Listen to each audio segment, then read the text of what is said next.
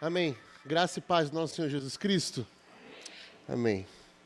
Nós estamos no penúltimo capítulo da nossa série Ser Amor, Eu Escolho Servir. Estamos falando sobre serviço, sobre a importância de nos entregarmos a Deus em serviço.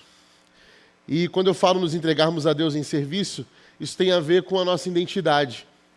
Como nós falamos hoje de manhã, através da história de José, do Egito, nós aprendemos que servir não é uma atitude de ordem, de natureza de ordem. Servir não é simplesmente obedecer a uma lei, a uma regra que lhe foi dada com esse pacote da espiritualidade cristã. Servir tem a ver com a nossa identidade. Quem nós somos redimidos em Cristo Jesus. Servir faz parte do nosso DNA. Ele não é uma ordem, um mandamento que nos foi dado. Ele é um código genético do cristão. Está dentro de nós. Na nossa formação redimida. Faz parte de quem nós somos em Deus. Justificados em Cristo. Por isso que a salvação, quando Paulo vai falar que nós somos justificados em Cristo, o que é ser justificados? É sermos ajustados. É ser tirado de nós aquilo que não é, que está errado, que está fora do que é justo, do que é certo, do que está bem ajustado.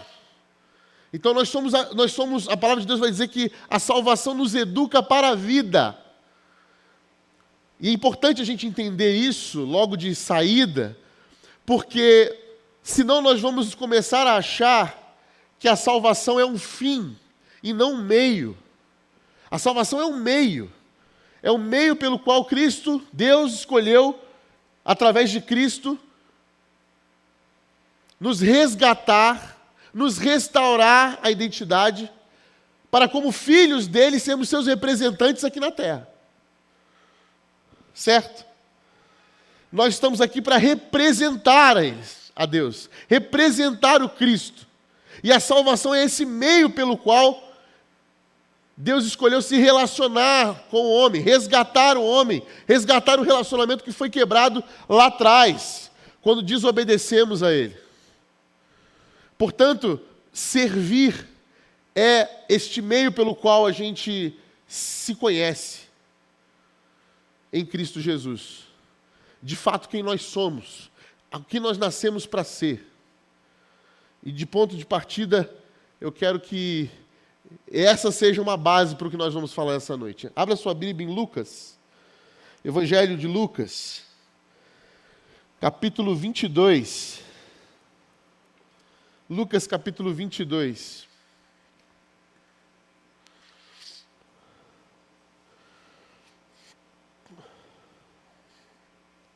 Lucas 22, eu quero ler a partir do verso 23. Evangelho segundo Lucas, capítulo 22, verso 23. Diz assim: eles começaram a perguntar uns aos outros qual deles iria fazer aquilo. Surgiu também uma discussão entre eles acerca de qual deles era considerado o maior.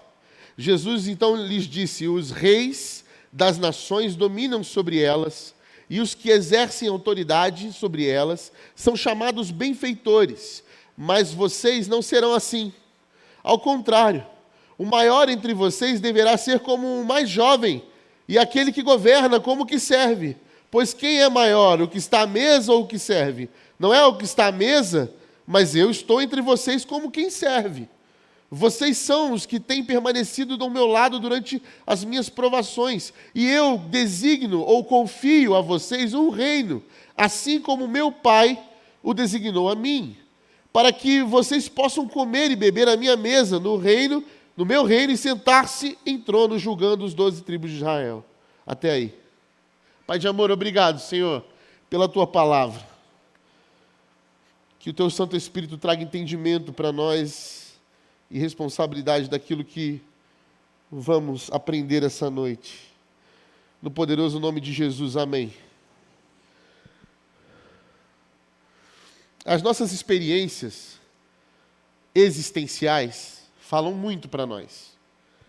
nos ajudam a tirar conclusões sobre o que é a vida, como que a vida funciona, como que eu vou agir de certa forma. Cada um tem uma experiência de vida, cada um tem na sua existência histórias para contar que vão levar a conclusões.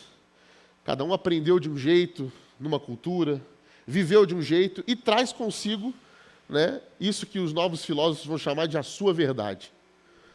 Por que a sua verdade? Porque essa verdade que você está concluindo é a partir de uma experiência sua, de um ambiente que você convive, de uma existência que você está tendo ali cultural, social, de uma certa camada social da sociedade que nós vivemos, no país no qual você nasceu, a experiência que você viveu, tudo aquilo ali traz conclusões para nós e desenvolvemos a partir delas certas verdades, que não necessariamente são as verdades universais ou que trabalhamos. O Evangelho é sobre uma verdade que é uma pessoa.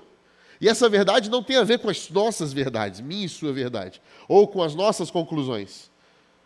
Ela tem a ver com uma verdade. E essa verdade ela não está sujeita à nossa existência. Ela existe, ela, na verdade, sobreexiste, ela é além do que nós podemos concluir. E por isso ela traz para a gente ensinamentos. Jesus passou a sua vida ministerial terrena ensinando para os discípulos verdades sobre esse evangelho, verdades sobre a palavra, sobre aquilo que eles estavam entendendo, os entendimentos que às vezes tinham concluído pela sua existência algumas coisas. E o que nos dá consolo para nós pastores e mestres que ensinamos nas comunidades é que Jesus teve também os mesmos problemas que às vezes a gente tem, de falar muitas coisas e as pessoas tirarem conclusões completamente diferentes ou entenderem completamente diferente. Jesus ainda viveu assim. Eu não quero ser mais privilegiado do que Jesus, no caso. Então, Jesus já ensinou para a gente, que ensina, que vocês vão ter um duro trabalho. Porque eu fiquei ensinando muito tempo, de perto, o próprio Deus, e as pessoas chegavam a um certo ponto e não tinham entendido nada do que eu falei. Isso acontece. Por quê? Porque a gente, como natureza, a gente carrega uma natureza existencial, ou seja, que não está preocupado, não entendeu ainda o que é a vida sobre a existência. Existir é o que os animais fazem, instintivamente. Você tem uma experiência, você observa, você vê aquilo se repetindo, né? Aquilo se repete e você conclui. Isso um animal faz. Nós, naturalmente, pelo pecado, vivemos assim. É uma observância, aquilo se repete, nós concluímos. Mas a vida que Cristo oferece, ela não traz conclusões óbvias para nós. Suas verdades não são óbvias. Elas não são 2 e 2 são 4, certo? Isso é o que rege o nosso mundo existencial. Mas a vida de Jesus, a vida que o Evangelho propõe para nós, ela não fecha a conta. Aliás, Deus nem quer que nós concluímos nada, Deus quer que a gente aprenda. E é por isso que a experiência com Cristo ela é um constante aprendizado, eterno. É ou não é? A gente vai aprender o resto da vida e vamos continuar aprendendo.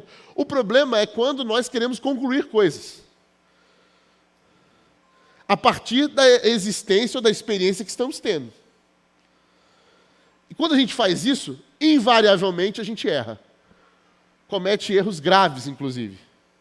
Porque tornamos a nossa experiência com Cristo uma experiência existencial. Enquanto a existência não tem nada a ver com Cristo. O que tem a ver com Cristo é uma vida mais que abundante, que supera a existência. Supera a sua relação com a existência, com o mundo que está aqui. Supera os seus traumas, supera as suas experiências particulares, supera a sua visão de mundo, supera seus horizontes, nossos horizontes limitados, supera nossos conceitos que nós atualmente travamos ou definimos ao longo da nossa história. Supera tudo isso. Nós temos opiniões baseado em quê? Baseado na nossa existência. Mas Jesus não tem opiniões baseadas na nossa existência. Jesus tem opiniões baseadas na eternidade.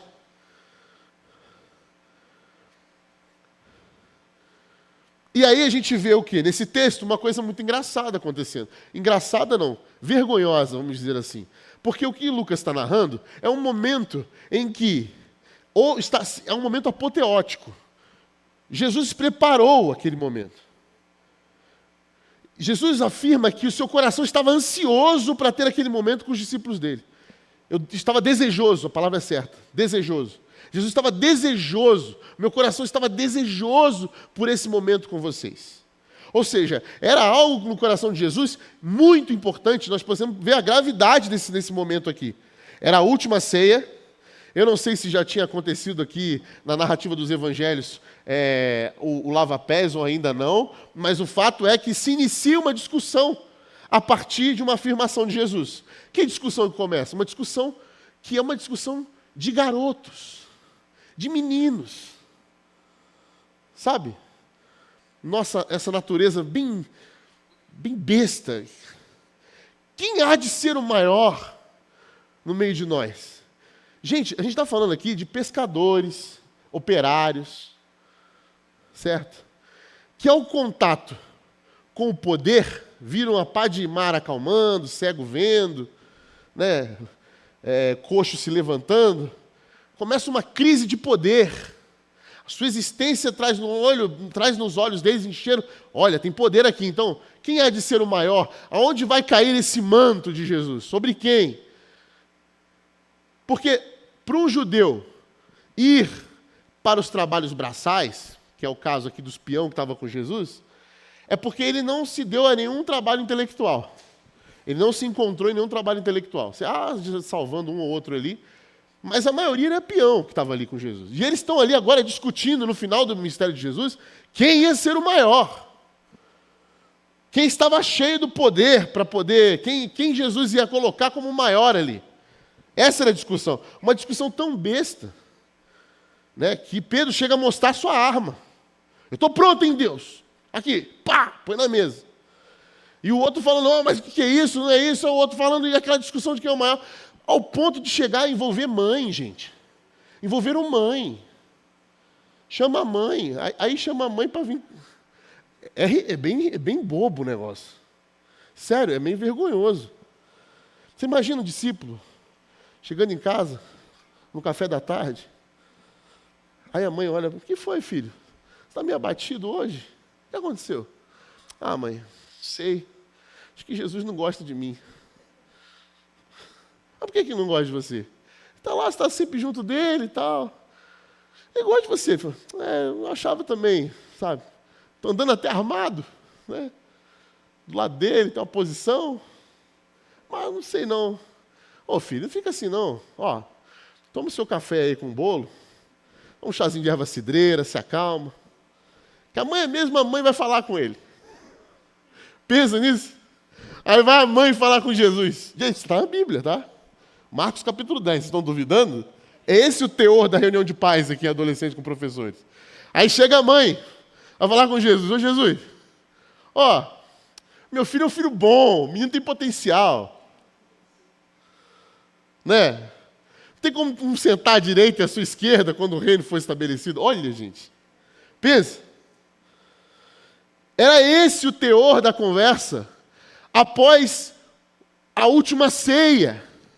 Jesus ter dito coisas profundas sobre a eternidade, sobre o que virá, sobre a salvação, sobre seu ministério. Eu não sei, não, eu quero nem imaginar, mas tomara que isso tenha sido antes do lava-pés. Tomara. E aí esses discípulos estão preocupados, quem vai sentar à direita ou à esquerda? É um negócio assim, que quando eu olho eu falo, gente, somos nós lá, ó. Somos nós lá, que até um tempo atrás estavam pescando, olhando sem esperança para o horizonte, agora a gente viu o poder na nossa frente, agora a gente quer saber quem vai ser o maior. E que se o que eu faço tem um valor de grande utilidade para receber tal honra de sentar à esquerda ou à direita de Jesus. Isso é uma verdade de uma existência, de uma conclusão que se é tirada a partir de uma experiência, que não necessariamente é uma experiência, aliás, não é, com o que Jesus estava dizendo. Você vai falar, esse cara aí andou com Jesus, vamos conversar com ele agora. Ao ponto de Jesus virar para Pedro e falar assim, ó, Pedro, quando você se converter, você vai entender, tá bom? Pois bem, o que os discípulos não entenderam? Bom, os discípulos não entenderam algumas coisas. A primeira coisa é que servir A identidade de servir, que a gente falou aqui, é esvaziar-se. Porque, número 1, tá? Se quiser botar o númerozinho aí para botar. Servir, número 1, é esvaziar-se. Ou seja, tem a ver com consciência. Tem a ver com consciência. Não tem a ver com competência, com performance. Tem a ver com consciência. É uma consciência desenvolvida que nos aproxima do Cristo. Essa metanoia de qual falamos aqui durante a série, essa mudança de mente, ela nos aproxima de Cristo. E ela não nos aproxima, meus irmãos e minhas irmãs, de forma geográfica, tá? Esquece esse negócio de geografia. A gente tem essa coisa da proximidade, né?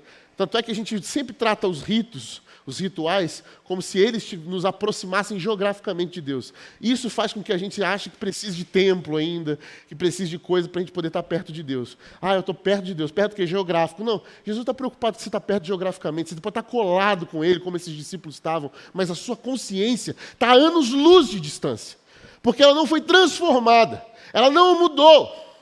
Ela não foi tocada pelo Espírito Santo ao ponto de você entender que a proximidade é a referência de parecer cada vez mais com Cristo. Uma consciência transformada pelo Evangelho de Jesus é uma consciência que parece cada vez mais, porque está se autoconhecendo em Deus, olhando para o Cristo e vendo assim, nós nos parecemos aqui. Eu não preciso estar colado com Ele, eu não preciso que Ele esteja aqui na minha frente, para saber que estou perto dele, porque a minha consciência foi transformada e nós estamos cada vez mais parecidos ao ponto que eu for aprendendo sobre mim em Deus.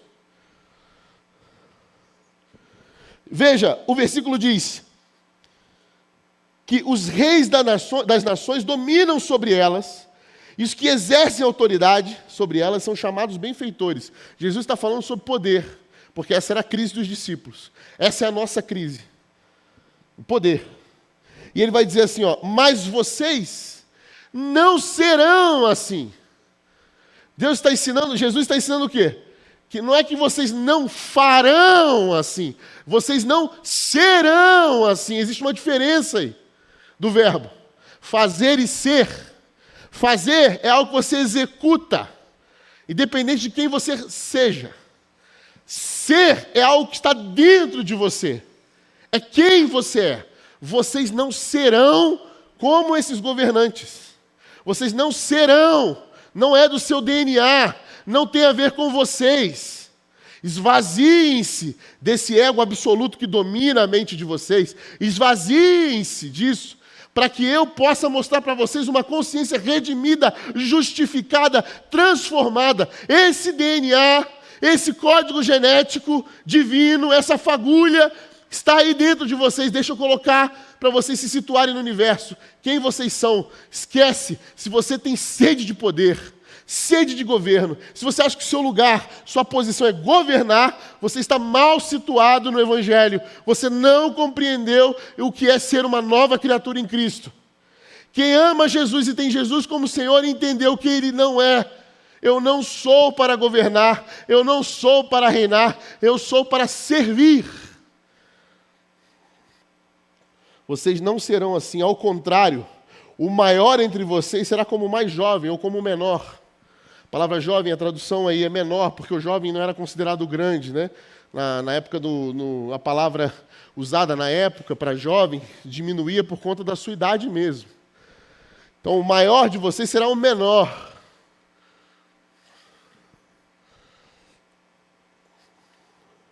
E aquele que governa, aquele que tem cargo de governo, aquele que possui algum poder, que lhe é atribuído algum poder social, o que ele deve fazer? Como quem serve. Como quem serve. Ou seja, Jesus não está falando sobre profissões, Jesus não está falando sobre fazer alguma coisa, exercer um cargo. Jesus está falando sobre quem você é. E quem você é, embora dotado de poderes, de autoridades dado pelo mundo que nós vivemos, você não usurpa disso de modo que você pense que você tem poder sobre aquilo ou sobre o outro. Você sabe que sua posição de governo é para servir. Hoje, como vimos com José do Egito, quando ele entendeu sua identidade em Cristo, quando José entendeu que não era Zafenate Paneia, mas era José, ele entendeu que seu governo sobre o Egito era para quê, meus irmãos e irmãs? Salvar vidas. Quando nós entendemos a nossa identidade em Cristo, não importa o cargo que a gente está, eu posso estar na favela, no Morro do Borel, servindo uma ONG, eu posso estar limpando o banheiro de um presídio para servir aqueles presos, eu posso estar na cadeira da ONU, ou eu posso estar na cadeira do Senado americano. Eu sei quem sou em Cristo Jesus. Eu sei quem sou, chamado por Deus para servir. O meu coração permanece o mesmo porque fui justificado. A salvação, que é o meio pela qual Deus escolheu em Cristo Jesus me transformar em um discípulo seu, em alguém que o representa, me faz olhar para esse mundo como quem olha um lugar oportuno para servir e salvar vidas através do seu serviço. Desenvolver uma consciência que se aproxima da consciência de Jesus. 2, servir é obedecer. E obedecer tem a ver, não novamente com uma natureza de ordem, como um escravo obedece seu senhor. Não. Mas como alguém que está fazendo um trabalho. Você não serve para realizar um serviço. Você serve para realizar um trabalho. Por isso que eu não gosto da tradução do culto, do inglês, que é service. Porque confunde a nossa cabeça aqui. Porque serviço aqui no Brasil é um serviço que você faz de qualquer hora, né? Você vai lá e faz como um serviço. Eu fiz um servicinho ali. Eu gosto da palavra trabalho.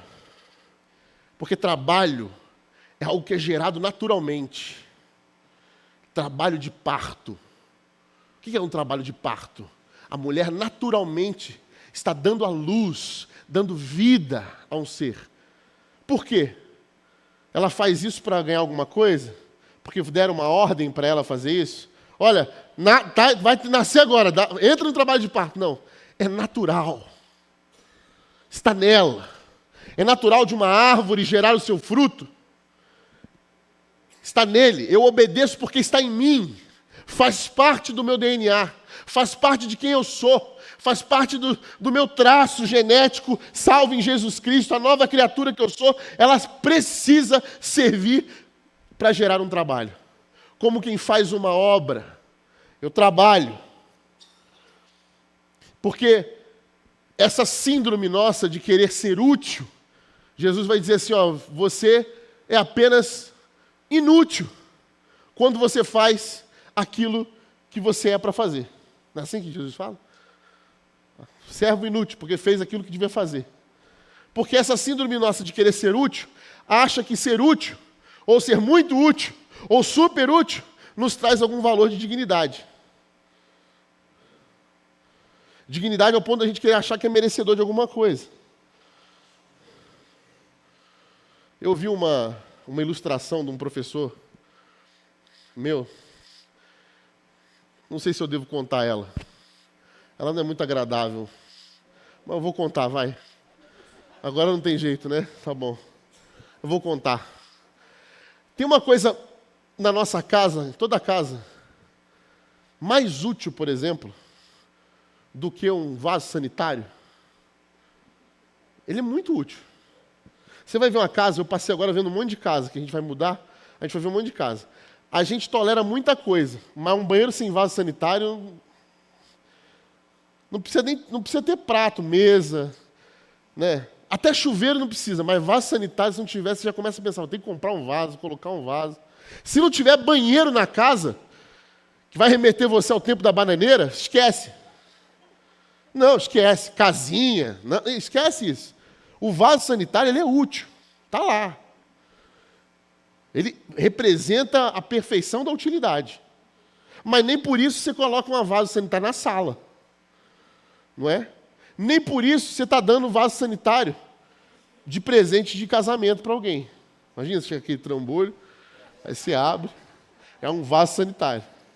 E olha que tem vaso sanitário bonito, viu? Tem uns cada vez, agora tem uns formatos diferentes, né? Tem um amigo meu que voltou do Japão e falou que tem uns que até solta música. Né? Para agradar o momento ali, você vê, é um negócio útil. Mas nem por isso também você vai começar a pegar o vaso sanitário e servir aquela feijoada maravilhosa do jantar dentro dele. Você não vai fazer isso, não é? Vou parar por aqui. Né? Porque essa síndrome da utilidade, do utilitarismo, e achar que a gente merece algo por isso, foi o que fez, por exemplo, o sinete da perfeição, Lúcifer, se transformar num Satanás. Porque a narrativa da Bíblia sobre Lúcifer é que ele era o Lúcifer, ele era o ISO do céu. Tinha tudo que passar pela mesa dele e dar o carimbo dele. Esse aqui tá bom, tá aprovado e tal. Esse era Lúcifer. E ele começou a se achar merecedor. Falei assim, olha, para mim, o que eu estou fazendo aqui e tal, e transformou ele num Satanás. Ele achou que ele era digno de alguma coisa, pela sua utilidade. Agora, o que é mais engraçado é que Lúcifer vira Satanás, é rebelde, abriu o sindicato lá dos anjos, do demônio que virou demônio, fez aquela revolução rebelde, piquete e tudo mais, levou com ele 1/3 do céu, tudo mais, mas continua sendo útil. Continua sendo útil. Quem conhece a história de Jó? Todo mundo acha que a história de Jó, que quem promoveu as desgraças na vida de Jó foi o Satanás. Mas não foi Satanás. Deus, na verdade, olhou para Jó e falou assim, olha, Jó está muito aí pomposo, achando que está fazendo, eu preciso falar algumas coisas para Jó, mas eu preciso primeiro mostrar para ele algumas coisas. Aí, Deus fez uma reunião, e aí nisso, estava passando distraído, né, o Satanás, e falou, Satanás, capeta, chega aí. Aí o capeta distraído, falou, tudo bom? O que você está fazendo? Eu estava dando uma volta pela terra aí. Aí você está dando uma volta pela terra, você por acaso viu o meu servo Jó? Que eu não tinha reparado, mas agora que você falou. E aí começa a história de Jó. E aí o que ele faz? Pode fazer o que você quiser, mas não toca a vida dele. E aí ele vai lá, fez o que tinha que fazer, achando que estava abafando, e no final, Deus queria ter uma relação com Jó mais profunda, e ele precisava daquilo. Aliás, a utilidade de Satanás na história bíblica é bem legal, se você parar para pensar. Fez o enredo da traição, certo? Toda a movimentação. É um cão raivoso, útil. E é por isso que é a desgraça da raiva de Satanás. Por quê? Porque é um ser que está completamente errado, provado na sua existência, e tem que conviver com a presença de Deus. Tem algo pior do que você ser uma pessoa completamente errada em tudo que você faz e conviver com uma pessoa que é completamente certa em tudo que faz, em tudo que diz. Esse é o inferno de Satanás. Né? Pensa, usa esses exemplos menores para não ir para Satanás, para o evento cósmico. Né? Eu fiquei pensando, tem coisa pior que mexe mais comigo, por exemplo, com o meu ego, né? Com a minha imagem, com a minha visão de saúde, do que ter um pastor que completa hoje mais de 50 anos e é mais saudável que eu. Não é? É uma sensação horrível. Né? Aí você fala, emagrece? Bem-vindo ao meu mundo. Né? É isso. E agora multiplica isso por mais. Esse é o inferno. Nada pior do que um servo que se acha merecedor de alguma coisa. Porque esse é um Satanás. Então obedeça incondicionalmente. 3, servir é entregar-se. E entregar-se tem a ver com colocar sua vida naquilo. É entender que se eu sou assim, eu preciso viver desse jeito. É um estilo de vida. Não é uma lei, não é um mandamento. Agora eu mando vocês, sirvam. Não, é um jeito de viver. Um jeito de viver. Um jeito de viver. A gente precisa se entregar, abandonar, entregar-se, tá? Abandonar as nossas defesas, os nossos preconceitos, as nossas conclusões. Deus não quer que você tenha conclusões, Deus quer que você aprenda. Quem conclui é Deus. Quem conclui é Deus. Nós estamos aqui como representantes do caráter e do coração de Deus. Não somos concluidores de nada. nós não somos donos da verdade.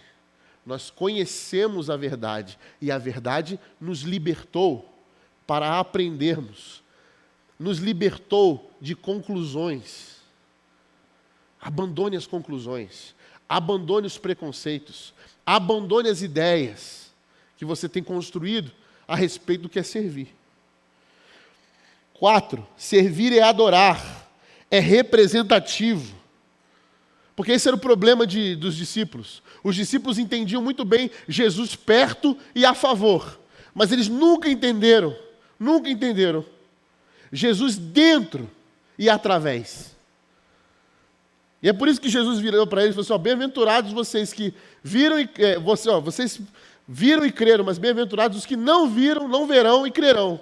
Por quê? Porque eles já entendiam essa coisa, Jesus está aqui perto, Ele é o nosso favor. Isso até misturava as ideias, porque eles estavam no conceito do Velho Testamento, que é o quê? O Deus que luta pela gente. E Jesus está falando, vocês não entenderam ainda o conceito de estar dentro de vocês e através de vocês. Não é perto e a favor. Não é uma relação de troca, de benefício. Que você está perto aqui, você é o cara, eu me grudo com você, e como você tem muito poder, nós vamos ganhar.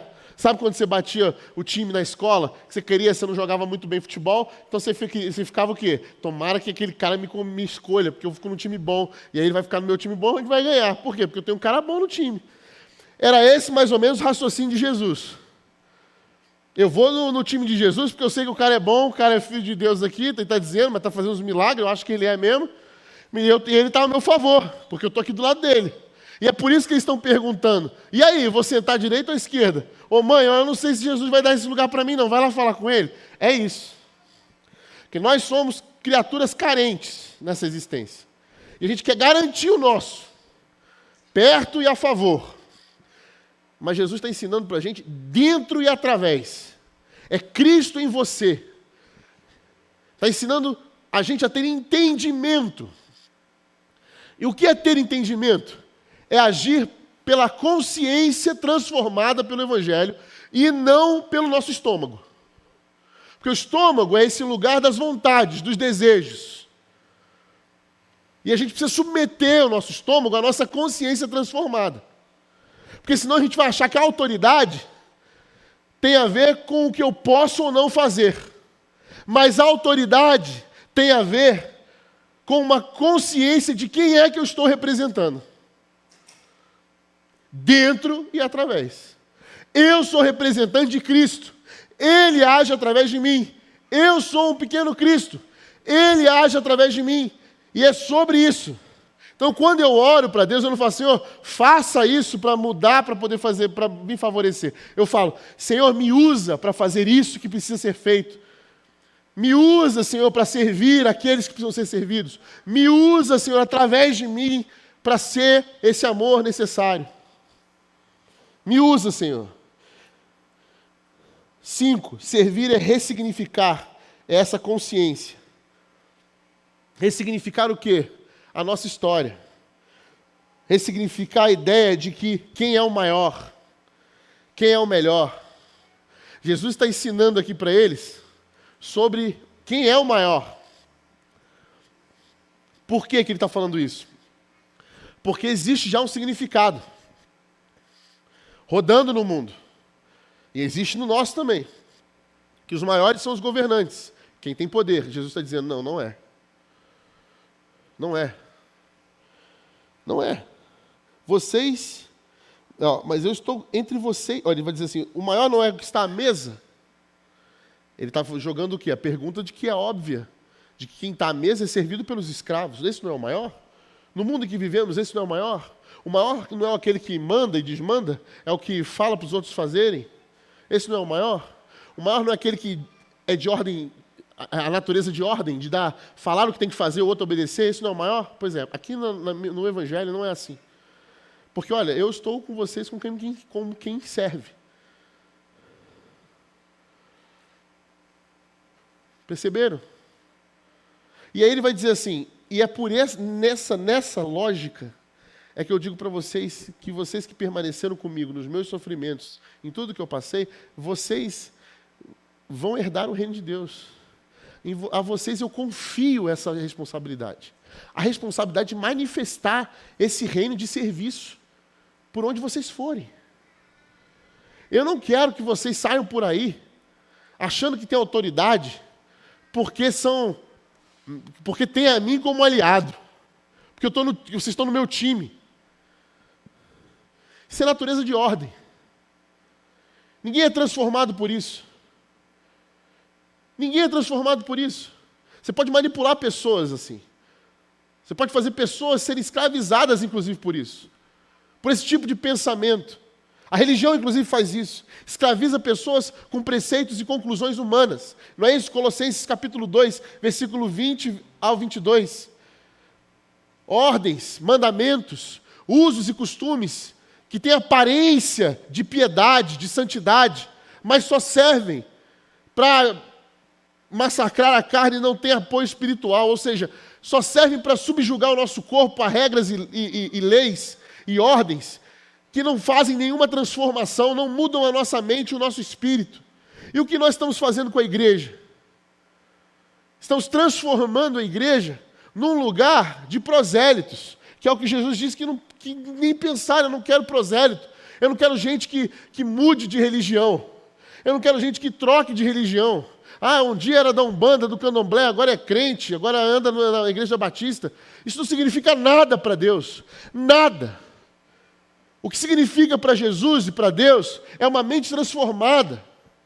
É alguém que antes achava e vivia por uma lógica de competências, de méritos,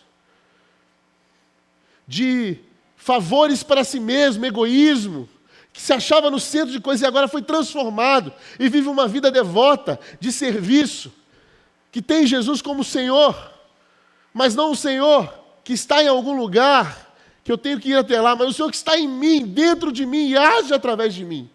Essa mudança de consciência faz com que a gente tenha pessoas aqui transformadas e redimidas. Jesus não quer um monte de gente que busca por poder. E as igrejas evangélicas no Brasil hoje, elas estão oferecendo isso. Venha porque você será curado, venha porque você vai ter emprego, venha porque você vai chegar no céu, venha porque você vai conseguir alguma coisa.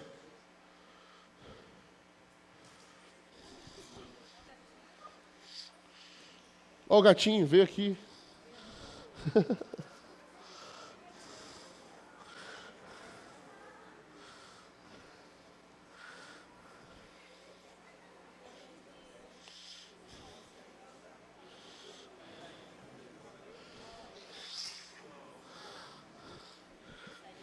Não é sobre ração, gatinho, é sobre quem você é. Você é um gato, você tem que estar lá fora caçando rato. Entendem, meus irmãos e minhas irmãs? Quem você é? Você é discípulo de Jesus? Isso é muito mais importante do que você ser batista, ser evangélico. Você é discípulo de Jesus? Você tem o Senhor como Senhor da sua vida, Cristo, vivo e ressurreto? Sua consciência está cada vez mais perto da dele, ao ponto de você entender que ser amor tem a ver com a nossa identidade, e não como um ato, uma ordem.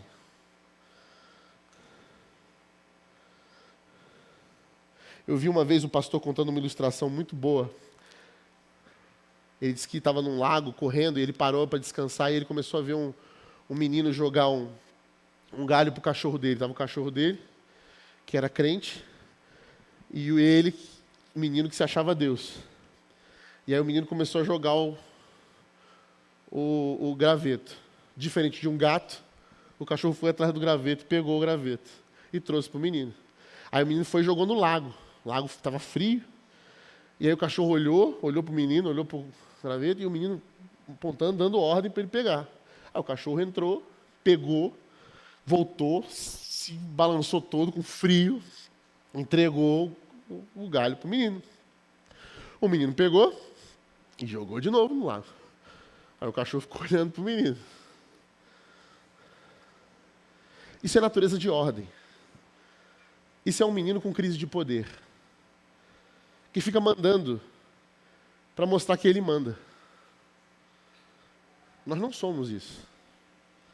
Nós não somos assim. Nós não estamos aqui para dizer para as pessoas o que elas devem ou não fazer.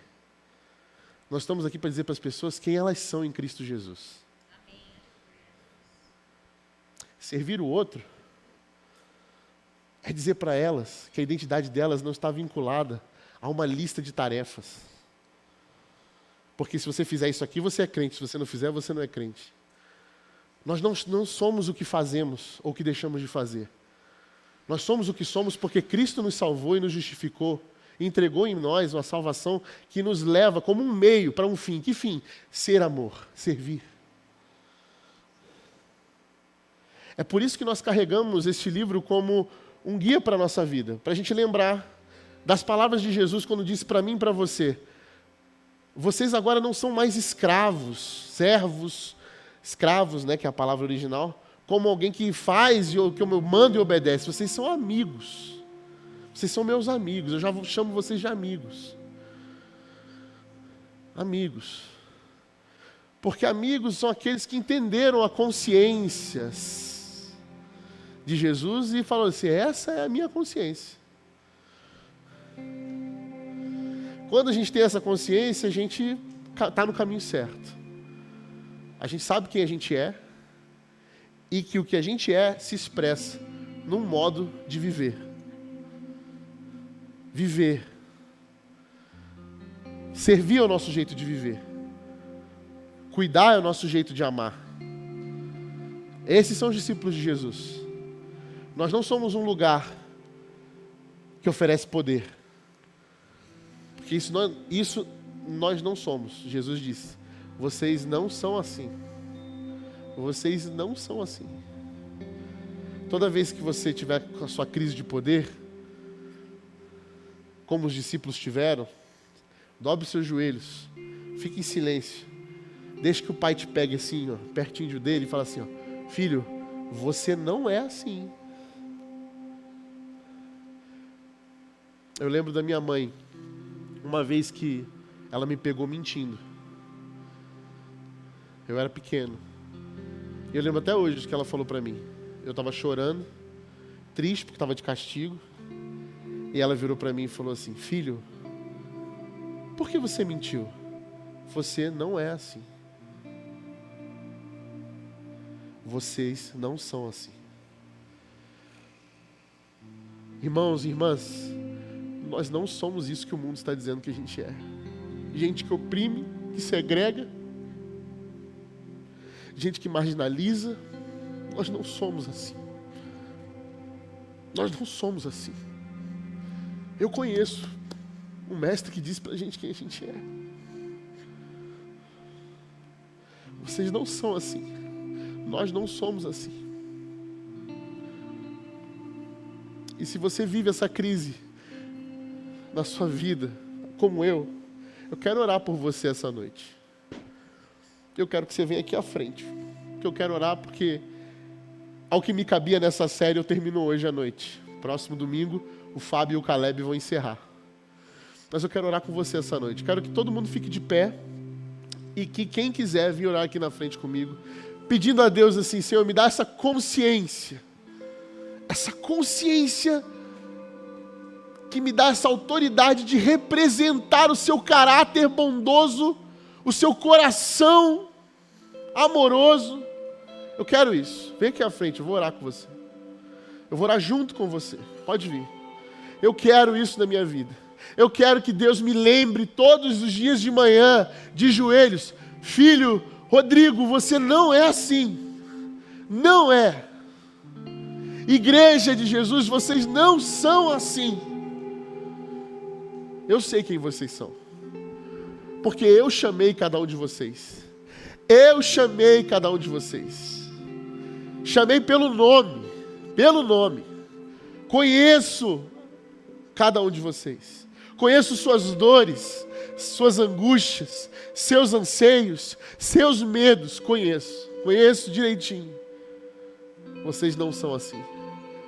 Vocês são meus filhos amados, salvos em Jesus Cristo. Vocês estão aqui nessa existência para mostrar para essa existência que existe uma vida mais que abundante. Servir e ser amor. para um trabalho maior. Um trabalho que gera frutos. Um trabalho amoroso que gera transformação. Transformação de mente. Transformação. Vamos orar. Pai querido, Pai de amor, obrigado, Senhor, porque cada coração que veio aqui à frente, que está também essa noite entendendo que nós somos chamados para servir, para amar, e que invariavelmente, várias vezes nós caímos nas nossas próprias armadilhas, nas nossas crises de poder, nas nossas crises egoístas, nas nossas crises de filho, e nós precisamos, Senhor, recobrar nossa consciência, o caminho que o Senhor abriu, esse caminho, a identidade que o Senhor nos deu, restaurá-la no poder, no nome de Jesus. Traz de volta, Senhor, essa consciência de filho, essa consciência de servo, que está para aqui para amar, colocar diante de Ti vidas que estão sendo salvas pelo testemunho do Teu amor através de nós. Que estamos aqui para representá-lo, o Seu caráter bondoso, o seu coração de Pai. Usa, Senhor, usa a nossa vida, o nosso coração. Que essa autoridade, dada por essa consciência, seja manifesta nos seus filhos. Que Campinas possa perceber que a igreja de Jesus não é esse povo que quer poder, que quer governar. Que a igreja de Jesus é o povo de joelhos lavando os pés uns dos outros, servindo uns aos outros, curando, libertando, alimentando, saciando. Que seja assim para a sua glória, Pai. Que seja assim para que todo homem que veja as nossas boas obras glorifique ao Senhor que está nos céus. Que seja assim porque o Teu Filho Jesus nos trouxe essa consciência transformada, essa consciência salva, justificada pelo Teu sangue, Senhor. Nós nos aproximamos de Ti agora, Senhor, ansiando por esse renovo, por esse avivamento, por essa fonte de vida mais que abundante que nos tira da mera existência e nos leva para uma vida plena em Ti, Senhor. Que salva vidas, que entende quem é e que salva vidas, que abençoa vidas, que cura, que transforma. Começa em nós, Senhor, dentro e através de nós. Dentro e através de nós. Para a Sua glória, no nome poderoso de Jesus. Amém. Você pode aplaudir o nome de Jesus. Aplauda mais. Glórias a Deus. Pode se sentar.